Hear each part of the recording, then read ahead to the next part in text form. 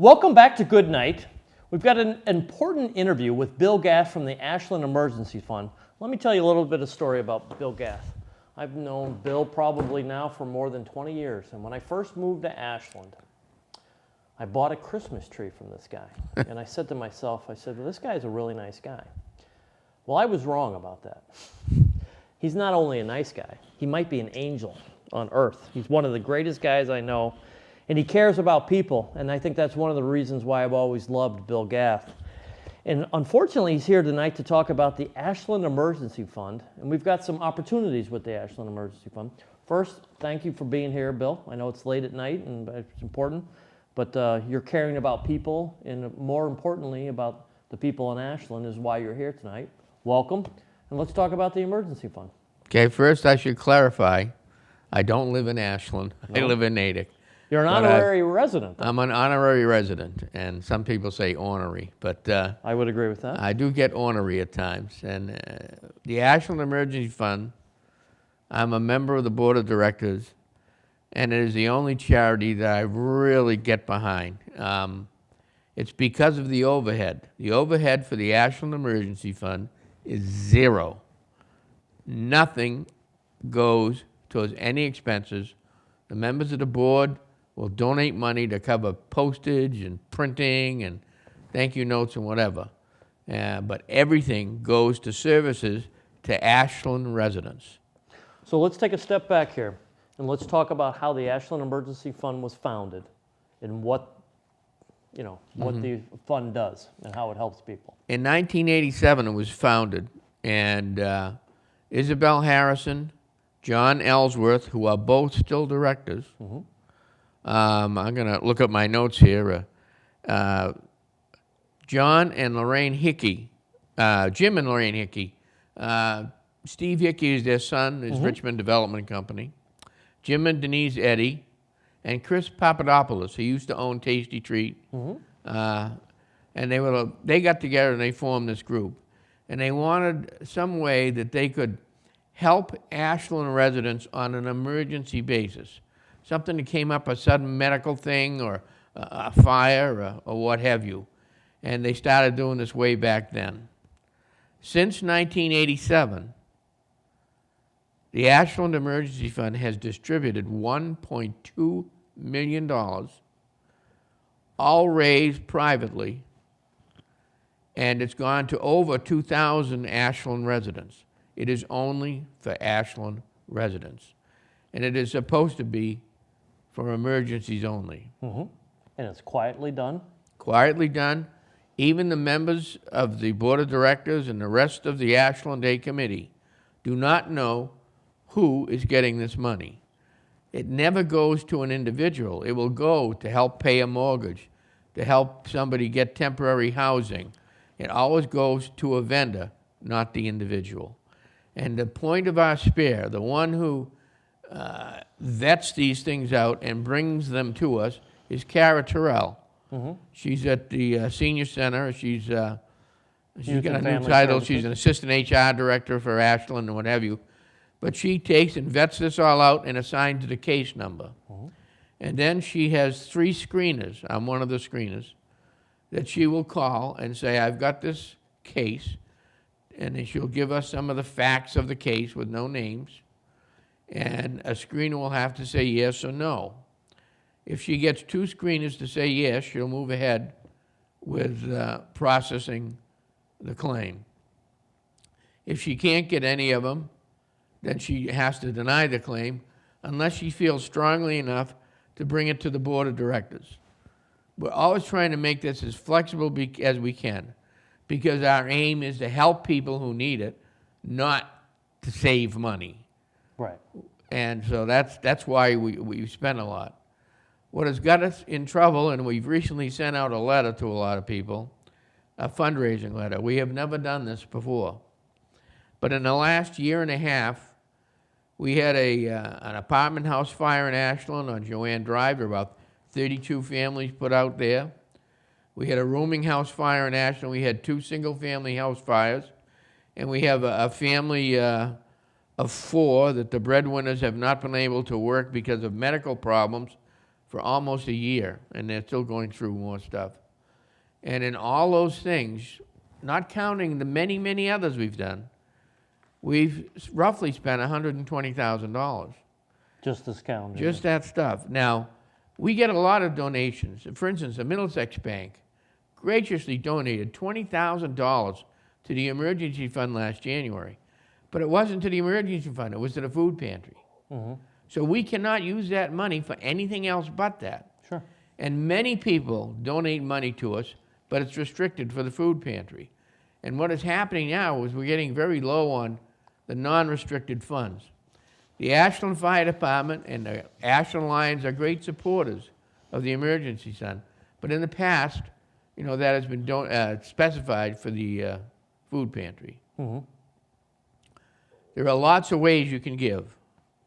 One of the things that I love is I go on to Amazon and I sign into Amazon Smile. If you specify Amazon Smile, it'll ask you what charity you want to support, and we say the Ashland Emergency Fund. Okay. And once you've done that, every time you go on to Ashland Smile, a portion of what you purchase will go to the Ashland Emergency Fund. It's not a lot, but we're not asking a lot.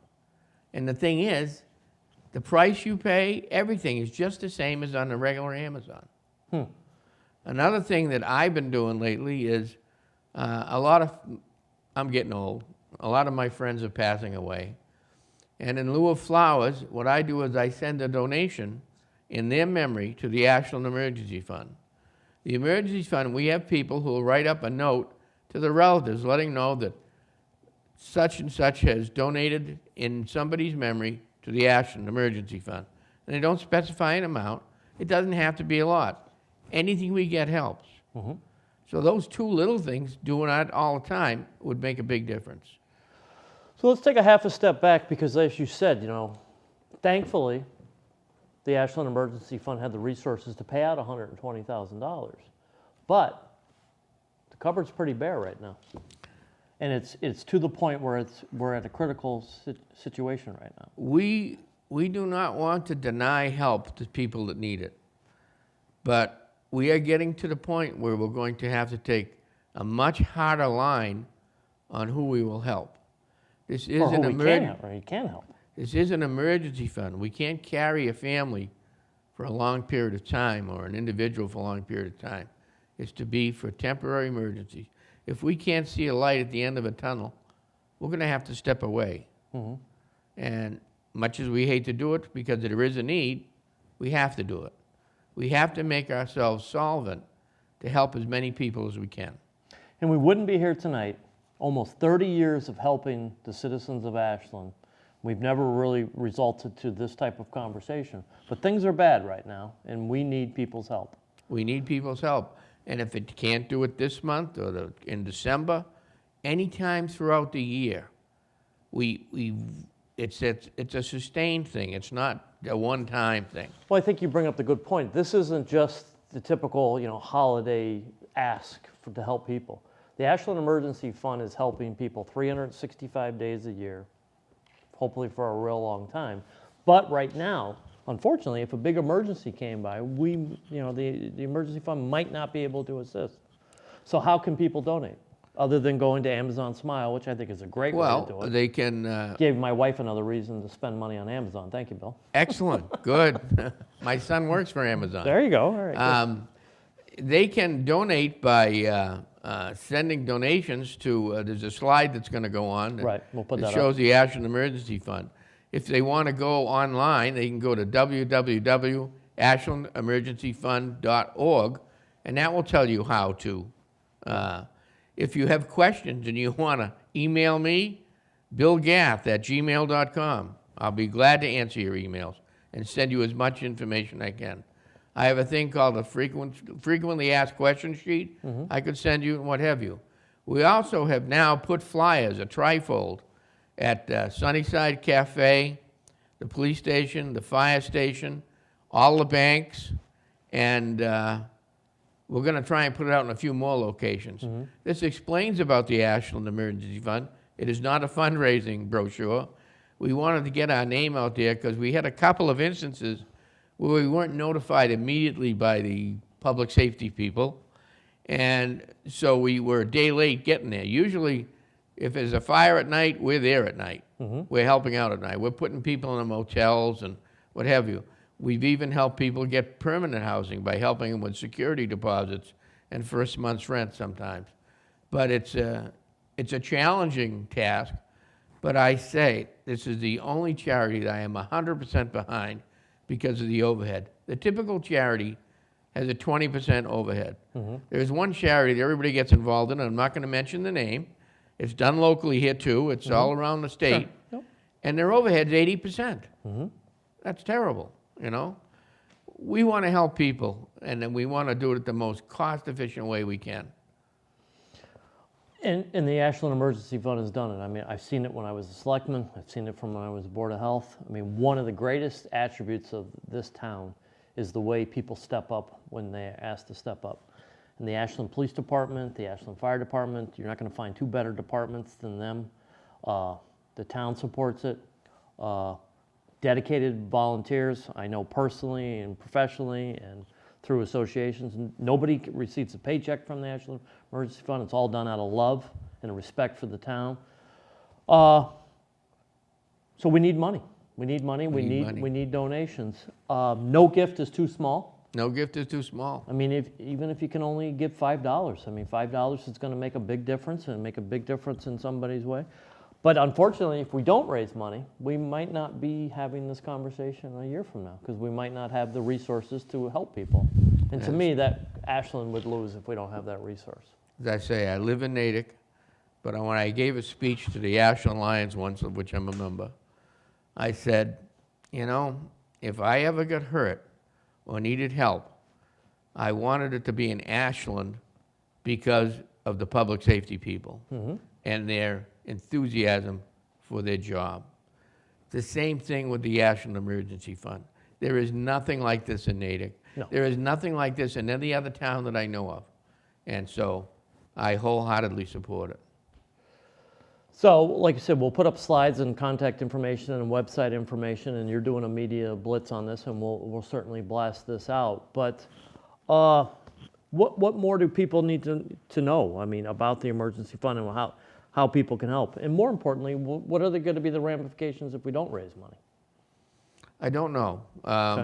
Right now, we're having an emergency meeting on December 2nd. We usually meet the second Thursday of every month, but because of our needs at the moment, we have to have an emergency meeting.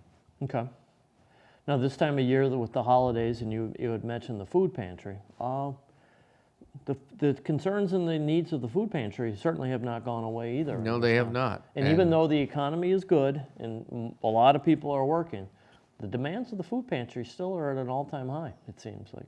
You would be surprised at the needs of the food pantry. I can't say enough for the job that they do. That's another group that I support wholeheartedly. I bought a couple of freezers for them earlier this year, and I used to fix bicycles and give them to them. They give them away all the time, but I've had a health problem and couldn't do a lot of that anymore. So let's talk a little bit about the board at the Emergency Fund and how they contribute and what their role is.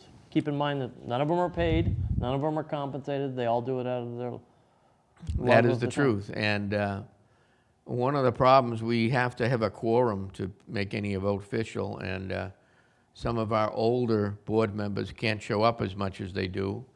We now have a place where we can set up a telephone call into the meeting, but one of the things we're going to be discussing for our annual election coming up is to perhaps have some different positions like board member emeritus where they don't count towards a quorum because we have to be able to do business and we want to do it legally and properly. Right. So we're going to have to make some adjustments there.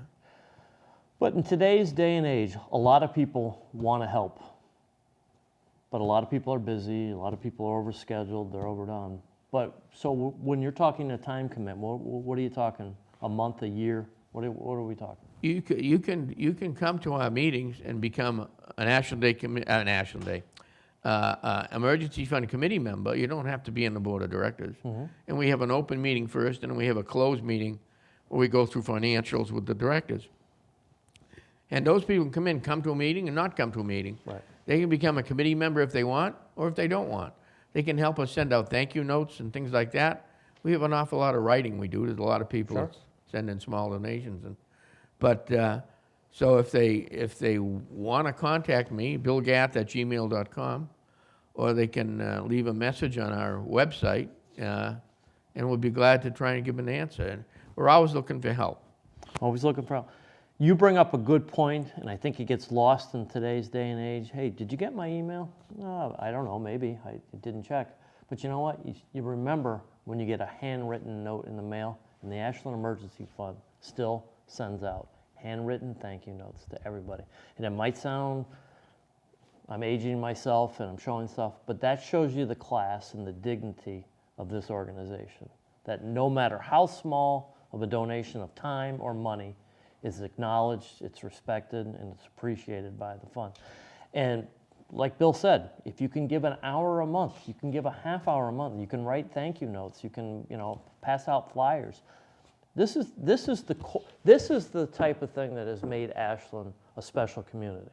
That is correct. That there is nothing like this anywhere else. And as you know, in my politics, I traveled the state around. There's nothing like this anywhere. And this is a core identity of the town of Ashland. And unfortunately, we're here tonight because we're in desperate times. We're in desperate times. What more do we need to know?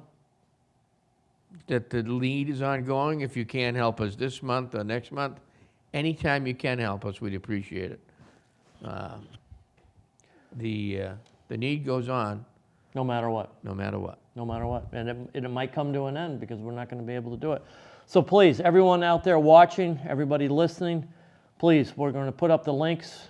We're asking only because it's really that bad. We're asking for the help. Any small donation, reach out to Bill, reach out to ourselves here, even reach out to the station. We'll put you in contact with the right people. Keep in mind that no donation is too small, and we're here to ask you for your help. He's Bill Gath with the Ashland Emergency Fund, and you're watching Good Night. We'll be back right after this.